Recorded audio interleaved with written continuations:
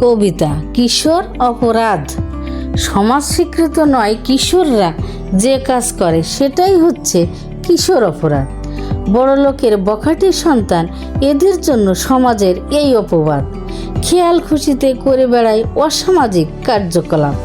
দারিদ্র পরিবারের কিছু সন্তান বেশি স্বাদ অপূর্ণ থাকায় পড়ে যায় তারা কিশোর অপরাধের তালিকায়। স্বামী স্ত্রীর অশান্তির কারণে সন্তানের উপর প্রভাব বর্তায়, কিশোর অপরাধের পরিমাণ বেড়ে যায়।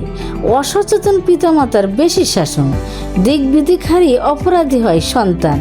মোবাইল ইন্টারনেট অপব্যবহার, অশ্লীল ছবি দেখায়, শিশুর মনের ভিতর খারাপ স্বপ্ন জাগায়। পিতামাতা খোঁজ রাখে না কোথায় যায়, কার সাথে মেশে, সঙ্গী বন্ধু নির্বাচনে খারাপ হয় সঙ্গদোষে। অপরাধের পরিমাণ বেড়ে যায় অবশেষে। বেকারত্ব, কর্মসংস্থানের যদি হয় উন্নতি, কাটবে সময় বাজে কাজে, থাকবে না মনমতি। সমাজে আসবে সুখ শান্তি, বাড়বে কাজের গতি। পরিবারকে করতে হবে শিক্ষিত, সচেতন, দারিদ্র্যমুক্ত। তাহলে কিশোররা হবে না অপরাধযুক্ত।